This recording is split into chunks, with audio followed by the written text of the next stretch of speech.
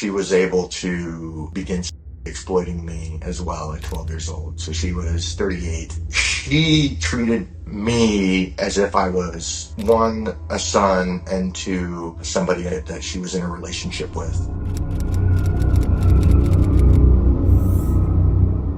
I grew up in Southern California. My mother moved there when I was very young. My mother was an alcoholic, and so was her boyfriend, and her boyfriend had tried to take her life.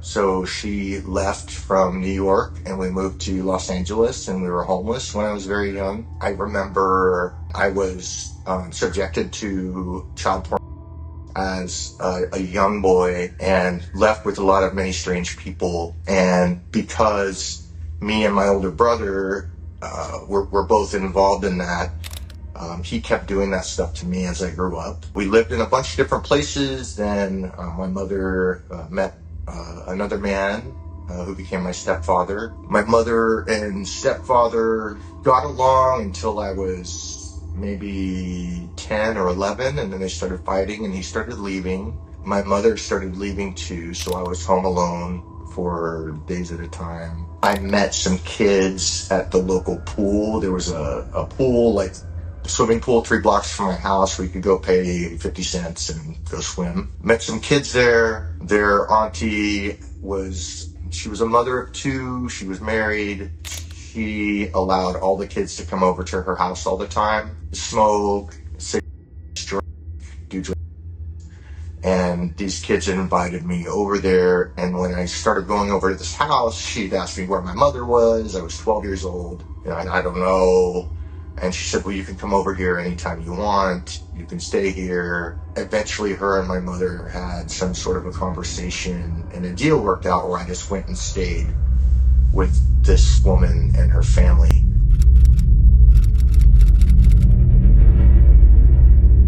I didn't really talk a lot. I was a quiet, afraid child. This woman really embraced me and started paying attention to me, buying me clothes and food and telling me she wouldn't let people hurt me anymore, that I was safe with her because I was afraid all the time. So this woman, she told me that her husband, that she needed me to sleep in bed with her because I didn't feel safe. And, she started with touching, back scratching, a lot of positive words of affirmation, a lot of empathy and sympathy. And then because I was a vulnerable child, I didn't have anybody who loved and cared for me, to watch out for me.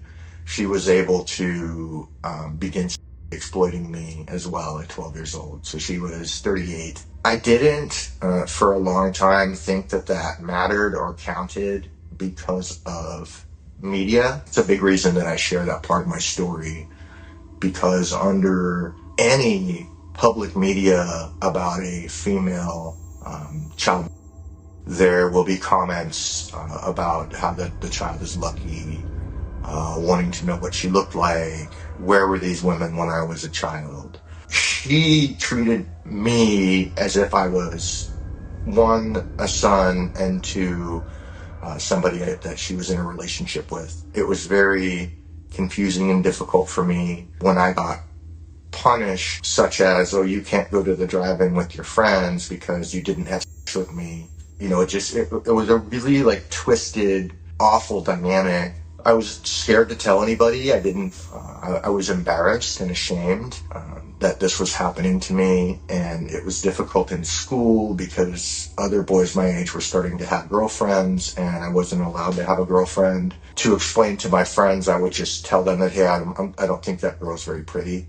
So my friends used to just think I was this picky, stuck-up person when it came to girls, and I really, I thought those girls were beautiful. When I was 14, my foster mother told me that she had gotten pregnant and had had an abortion and that it was mine.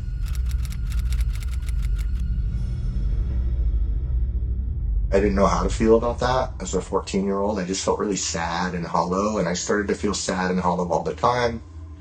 And I stopped eating. My foster mom didn't encourage me to eat, didn't offer food, would deny me food again. And by that time, I felt like being hungry was a way of being in control, and I lost a lot of weight. When I was 16, she had taught me myself. I was walking home from somewhere. She pulled up and told me to get in the car, that we were taking a drive. She started driving very fast. And I was kind of used to this because whenever she was angry, she would drive the car fast. In later research, I realized that that's actually a form of physical abuse. She was going like 90, 100 miles per hour, running red lights, and I don't remember her exact words, but she said, "Since you want to kill yourself, I'm going to go ahead and help you out, and I'm going to kill both of us, and I'm going to drive us off of the cliff." So I leaned my foot over, I put my foot on the brakes, and the car started to spin. It spun out on the side into a strawberry field. I reached over, and the gear shift was on the steering wheel. I put it into park, and she was screaming and hitting and clawing me, and I took the keys, and I jumped out of the car, and I threw the keys as hard as I could out into the field, and then I ran. I walked back to the neighborhood. I waited until I didn't see anybody in the house. I went in, I got a duffel bag and put a couple pairs of clothes in my duffel bag and a jacket. I walked out of that foster home for the very last time. I thought, how am I ever gonna make it? I'm 16 years old, I've got nothing. How am I ever gonna, do I go to college? How am I gonna graduate high school? How am I ever gonna pay for a place to live and food and a car? And there's no hope. I have no hope. When I was 17, almost 18, my biological mother found me.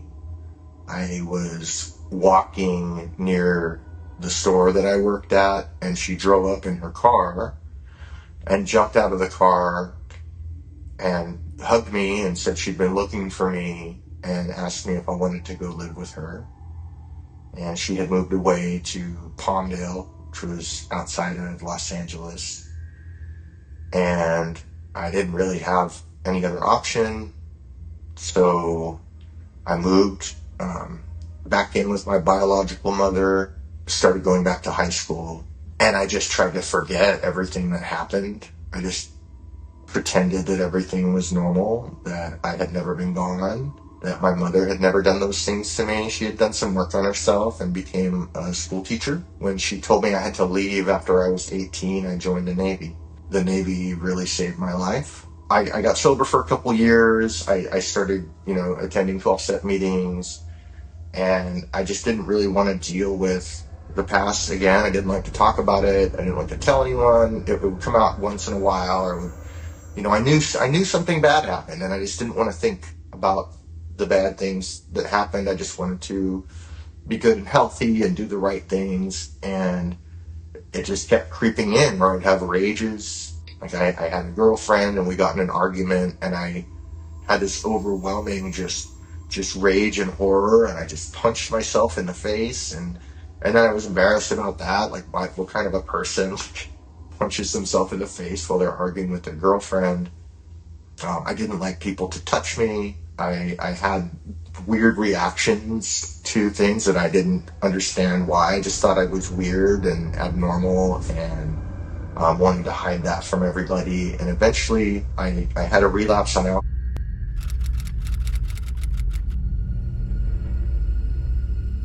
Things got pretty bad pretty fast. I had done or MD during my last relapse, and that was the first time I had ever really felt good. My friend who saved my life were playing with a firearm when I had about 4 months sober, and he in an accident. I got arrested here in San Diego. I got charged with first-degree murder, and here in California, if you commit a violent felony with a firearm, there's an extra 10 years added on to your sentence automatically. And so I was 23 years old. looking at spending 35 years to life in prison. I had just gotten out of the Navy before this happened. I went on trial for. I told the truth. The proceedings before there was a jury trial, the district attorney said that I could plead guilty to voluntary manslaughter and just go to prison for 10 years instead of 35 to life. But I would have had to say that I did it on purpose. And I couldn't do that because I loved my friend very much. And I didn't necessarily care about whether or not I went to prison. I felt that I deserved to go because I was in so much pain and regret and horror over seeing my friend die in front of me. A year and a month later, there was a jury trial and I got acquitted of all charges. And I walked out free, living in my car and hating myself. And I had promised my friend that I wouldn't commit suicide. So I went back into the military and I volunteered to be a hospital foreman who goes with the Marines to go fight. And I went to Iraq in 2004 with the full intention of not coming home.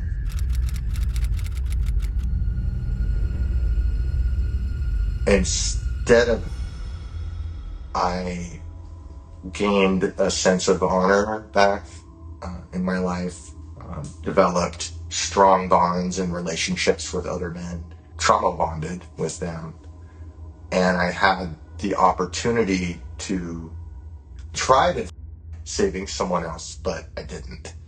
I lived. And when I was like 38, my relationship had gone through a really rough patch with the woman that I love, who I've been with since 2006. She threw me out of the house. My business was failing. I found myself with a in my head, feeling a tremendous amount of pain.